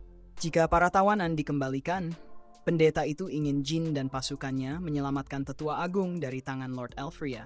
Kai terkejut mengetahui bahwa pahlawan langit sendiri menangkap sosok yang begitu penting bagi bangsa elf. Begitu juga Rayren yang kebingungan. Dia teringat bahwa entitas itu dulu sangat baik dan hangat. Namun suatu hari Alfreya memutuskan bahwa elf, kurcaci, dan peri harus tunduk kepada para malaikat yang memicu pemberontakan besar-besaran. Rayren menemani tetua untuk mewakili ras-ras tersebut dan mengajukan permohonan kepada pahlawan langit, tetapi dia menolak untuk mendengarkan dan bahkan menangkap tetua agung. Kai mempertanyakan apakah seorang elf tidak bisa langsung menghadapi para malaikat dan melakukan penyelamatan, dan sang pendeta mengiyakan hal itu. Namun, Rina mengemukakan kemungkinan bahwa cerita ini bisa saja jebakan, karena penyergapan gabungan oleh elf dan malaikat bisa menghancurkan perlawanan manusia. Untuk membuktikan kebenaran kata-kata sang pendeta, Kyubirei menawarkan nyawanya sendiri dengan menemani para manusia ke istana para malaikat. Jika mereka merasa bahwa Rayren telah berbohong, mereka bisa membunuh Kyubirei kapanpun mereka mau. Meskipun ini adalah tindakan yang berani, Rina segera menolak, mengatakan bahwa nyawa pendeta elf tidak bisa lebih berharga daripada 6 pejuang manusia dan 20 sandera. Oleh karena itu, elf tersebut harus meningkatkan jumlah nyawa di pihaknya, jadi dia menawarkan dirinya sebagai jaminan. Kyubirei sangat terpukul karena ini akan menjadi kerugian besar mengingat ketidakhadiran tetua agung, tetapi Rayren bersikeras, mengatakan bahwa inilah satu-satunya kesempatan untuk menyelesaikan situasi, meskipun harus mengorbankan nyawanya. Penting untuk mencegah perang antara makhluk langit. Jadi, sang pendeta memerintahkan para kurcaci dan peri yang bersembunyi di hutan untuk kembali ke tempat mereka dan menahan diri dari menyerang untuk sementara waktu. Selanjutnya, dia memanggil peri kecil bernama Silk, yang sebelumnya ditemui oleh para pejuang. Silk mengucapkan mantra yang membuat bunga teratai raksasa mendekat ke tepi, tempat para manusia bisa duduk sambil mendengarkan penjelasan lebih lanjut. Saat malam tiba, Kai memperhatikan Rin yang tertidur di perkemahan mereka.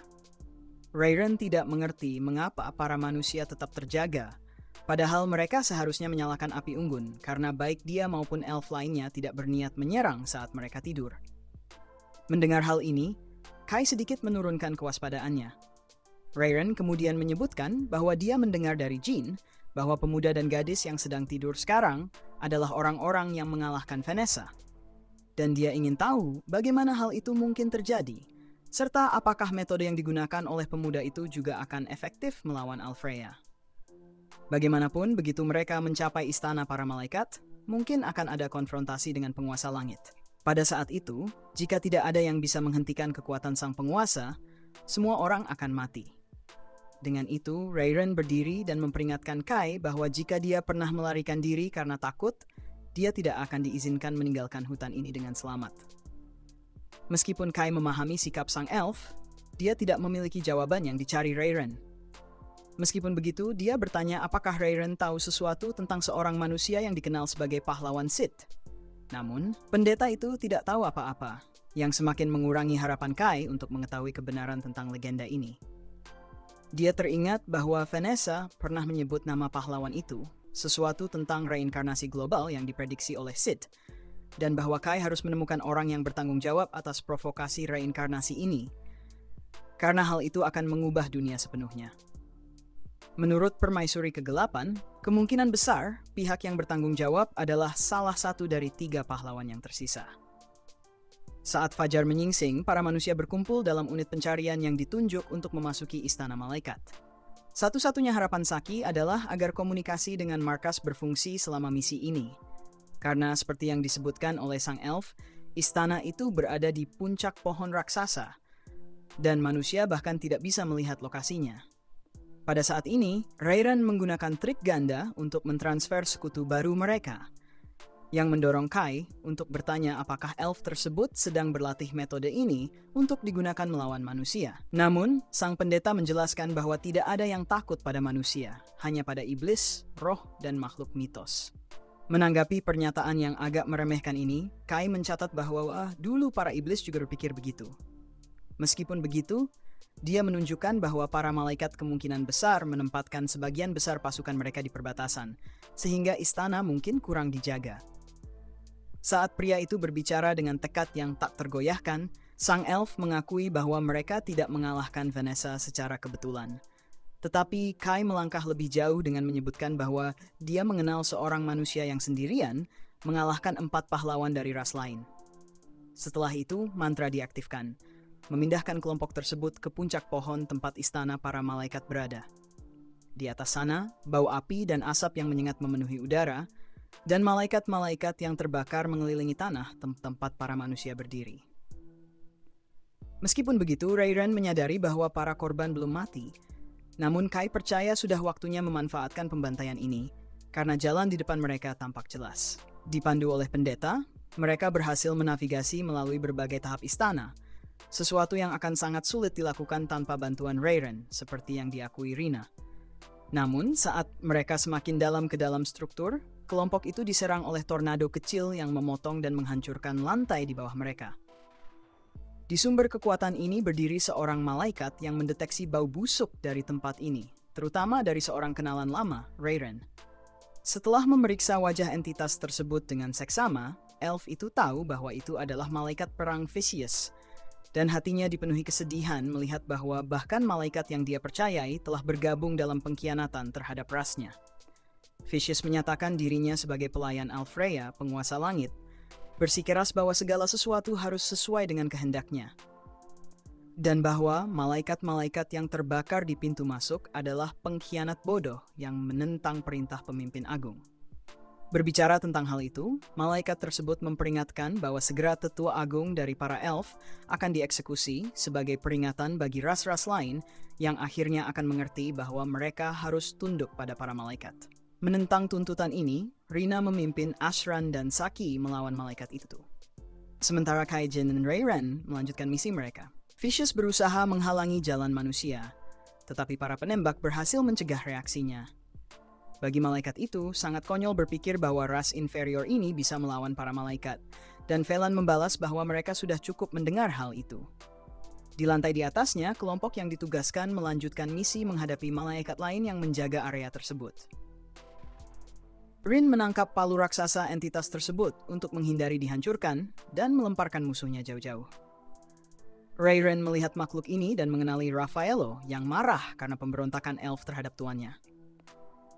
Kali ini, Rin memastikan bahwa dia bisa menangani ancaman ini sendiri, sementara sisa kelompok harus melanjutkan. Tanpa menunda, 3 anggota yang tersisa mencapai lantai berikutnya di mana Rayren menggambar lingkaran sihir di setiap pilar.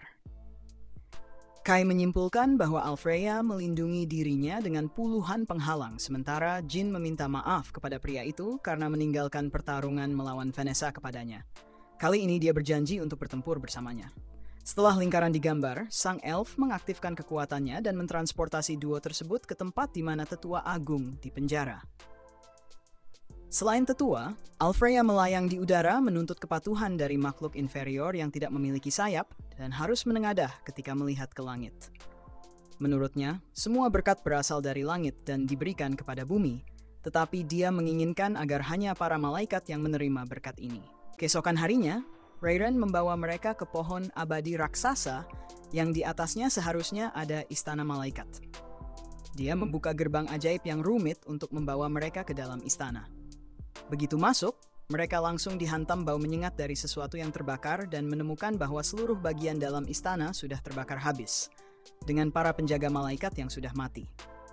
Meskipun begitu, mereka tetap melangkah maju dari lantai ke lantai, sampai mereka diserang oleh malaikat perang bernama Vicious, yang memanggil mereka bau. Rayren merasa kecewa karena bahkan Vicious pun telah berbalik melawan para elf. Dia lalu bertanya apakah Vicious yang membunuh semua malaikat sebelumnya, yang dibenarkan Vicious dengan menjelaskan bahwa mereka tidak setia pada Lord Alfreya. Vicious kemudian menambahkan bahwa eksekusi tetua agung juga akan segera dilakukan sebagai pesan bagi para elf, kurcaci, dan peri. Dia memulai serangan, tetapi Kai berhasil menahannya, diikuti oleh tembakan peluru dari Saki dan Ashrain. Rina juga bergabung dan mendesak Jin, Kai, Rin, dan Rayren untuk terus maju, sementara mereka menutupi mereka. Namun, saat mereka mencoba melarikan diri, malaikat berzirah lainnya yang dikenali Rayren sebagai Raphael muncul dan memojokkan Rin. Rin berteriak bahwa dia bisa menangani Raphael, dan yang lain harus terus maju. Akhirnya, Jean, Rayren, dan Kai berhasil sampai ke lantai paling atas yang kosong, di mana Rayren mulai membongkar penghalang-penghalang magis untuk mencoba mencapai Alfreya. Sambil menunggu kedatangan Sang Lord, John meminta maaf karena membiarkan Kai melawan Vanessa sendirian dan mengatakan bahwa kali ini dia akan bergabung dalam pertempuran. Setelah beberapa waktu, Rayren berhasil mengaktifkan gerbang teleportasi dan membawa mereka ke tempat Tetua Agung ditahan. Mereka menemukan Tetua Agung terkurung dalam kristal merah raksasa, tapi dia masih sadar di dalamnya dan merasa lega sekaligus khawatir melihat Rayren di sana.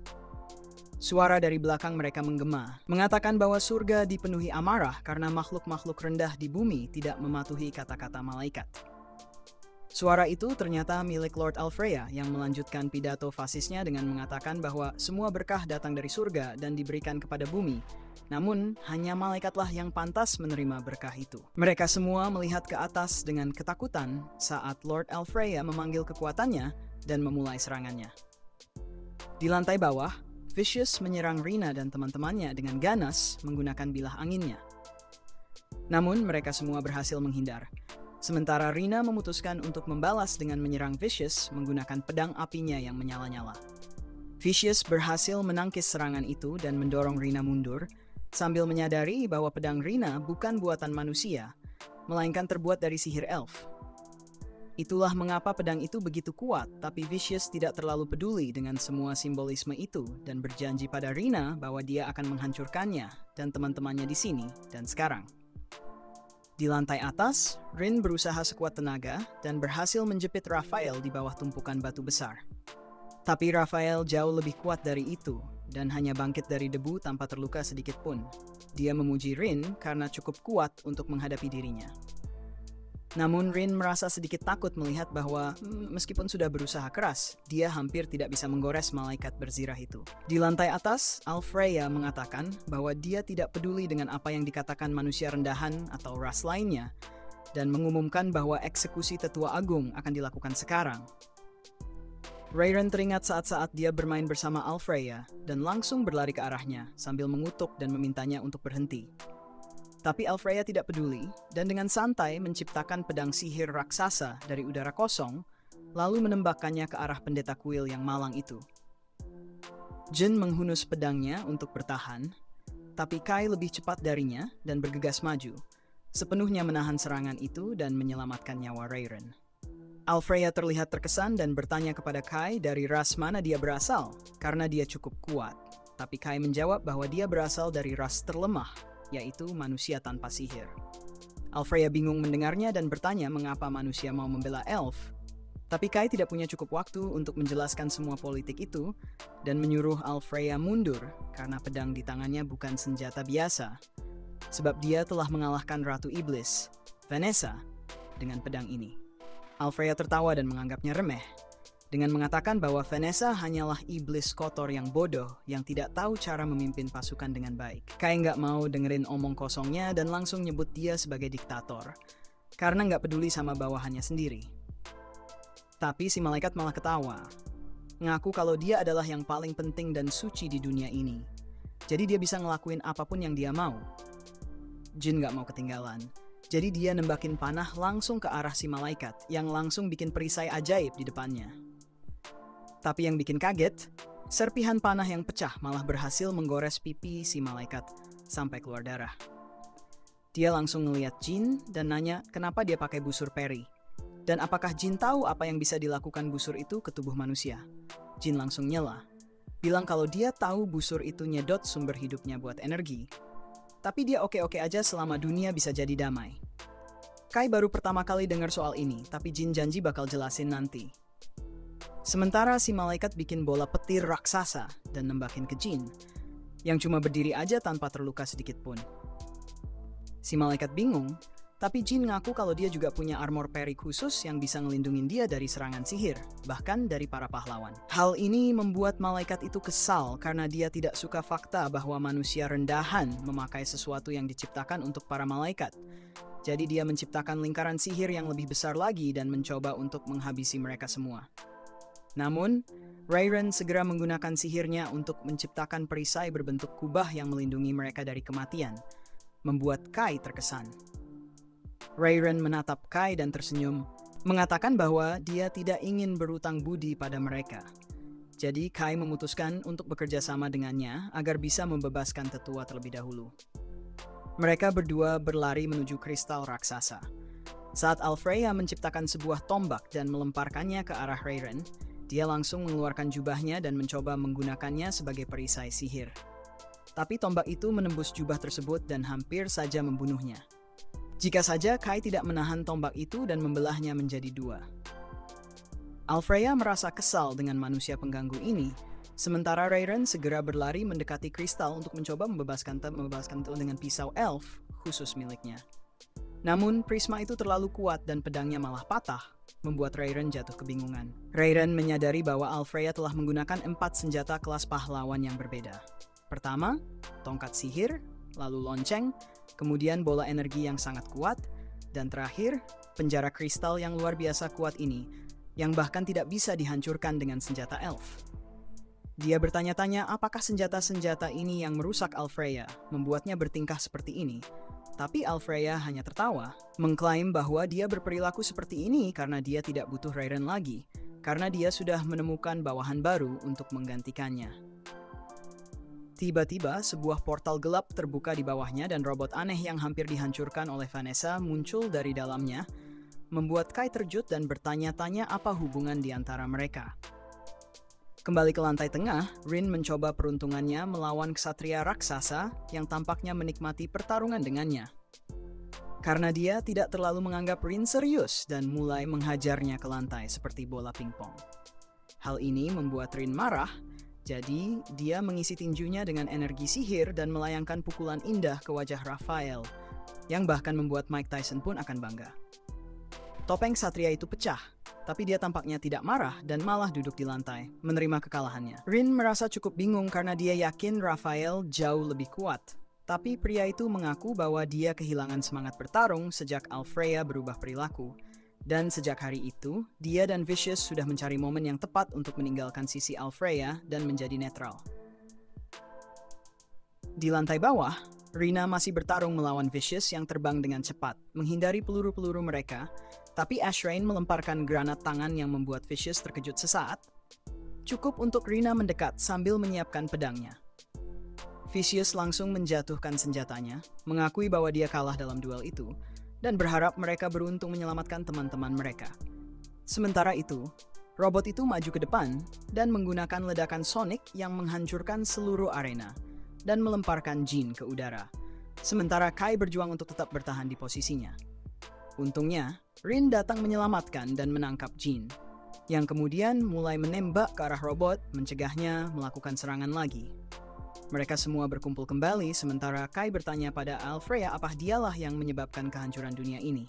Tampaknya Alfreya tidak tahu apa yang dibicarakan Kai, yang semakin membingungkan karena Vanessa pernah memberi petunjuk bahwa salah satu pahlawan bertanggung jawab atas semua ini. Kai kemudian bertanya apakah Alfreya mengenal pahlawan manusia yang dikenal sebagai Sith Sang Hebat, dan ini sepertinya membuatnya sedikit mengingat. Saat dia mengulang nama itu, sebelum memegangi kepalanya mencoba mengingat siapa pria tersebut. Namun, sebelum dia bisa berpikir lebih lanjut, robot itu menggunakan tentakel-tentakelnya untuk menempelkan malaikat ke salah satu pilar. Benar-benar mengejutkan Alfreya. Robot Tesla mulai berbicara dengan suara AI, mengklaim bahwa kata tabu telah digunakan yang mempengaruhi otak malaikat surgawi, yang berarti dia tidak lagi sempurna untuk dunia ini. Segera, sebuah portal gelap muncul dari bawahnya dan mulai menelannya, sementara berjuang untuk bebas. Kai dan yang lainnya menyaksikan dengan ngeri dan kebingungan saat malaikat terkuat dan pahlawan seluruh surgawi perlahan-lahan ditelan oleh portal, meninggalkan tidak ada jejaknya. Kai mengingat bahwa ini adalah pertama kalinya dia melihat portal, dan dia tidak yakin apakah dia akan bisa keluar darinya, sama seperti yang terjadi dengan Vanessa, tapi Vanessa berhasil mengalahkan robot tersebut. Dia berdiri di sana dengan pedangnya masih terhunus, bertanya-tanya apakah semuanya sudah berakhir, tapi jelas sekali bahwa belum. Tiba-tiba, sebuah sinar cahaya gelap menyembur dari tanah, dan malaikat Alfreya muncul bersama cahaya itu, berteriak kesakitan, tapi segera dia berhenti bergerak. Warna sayapnya juga berubah, sementara suara robot terdengar dari dalam tubuhnya. mengklaim bahwa dia telah mengendalikan pahlawan tersebut sepenuhnya. Ini membawa kembali ingatan Kai tentang saat dia dipindahkan ke dunia ini. Saat dia juga mendengar robot itu mengklaim bahwa seluruh dunia sedang dikendalikan. Alfreya yang sudah terkorupsi mengklaim bahwa dunia ini harus dihancurkan dan mulai mengumpulkan bola api besar untuk menyerang mereka. Rin segera maju dan menciptakan perisai yang memberikan perlindungan bagi mereka. Tapi kekuatan Alfreya terlalu kuat untuk dia tangani, sehingga perisai itu hancur dan meledakkan semua orang ke tanah. Saat debu mereda, mereka semua berjuang untuk bangkit. Sementara Rayron tampak benar-benar terkejut melihat Alfreya yang terkorupsi dan berteriak padanya untuk kembali mengendalikan tubuhnya karena dia tidak bisa membiarkan Elon Musk mengendalikan dirinya seperti ini. Namun, Alfreya tidak bisa. Dia tidak bisa mendengar Rayron, dan robot itu mengklaim bahwa dia tidak butuh orang-orang lemah seperti Rayron lagi, sambil mengumpulkan ledakan lain yang ditujukan kepada mereka. Rayron segera menciptakan serangkaian 7 perisai yang merupakan sihir pertahanan terkuatnya dan berhasil memblokir ledakan itu dengan cukup mudah. Namun, Alfreya segera mengeluarkan pedang ilahi dan menerjang ke arahnya, menghancurkan semua perisai yang menghalanginya untuk mencapai Rayron. Untungnya, Kai berhasil mencegatnya saat pedang mereka bertemu. Dia berteriak agar Alfreya kembali sadar karena rasnya membutuhkannya. Tapi Alfreya menyuruhnya diam, mengatakan bahwa manusia seperti Kai tidak akan tahu apa-apa tentang dirinya. Kai dengan marah mendorongnya kembali dan berteriak bahwa dia bahkan bukan pahlawan sejati lagi, melainkan tiruan murah dari seorang pahlawan yang dikendalikan oleh robot Tesla yang mungkin dibuat di pabrik sweatshop Cina. Mereka semua cepat-cepat bergerak ke belakang Kai, mengetahui bahwa dia satu-satunya yang cukup kuat untuk melawan Alfreya dalam keadaan ini. Sementara mereka juga harus memastikan Rin tidak mengalami cedera lebih lanjut, karena dia sudah menghabiskan sebagian besar tenaganya dalam pertarungan sebelumnya.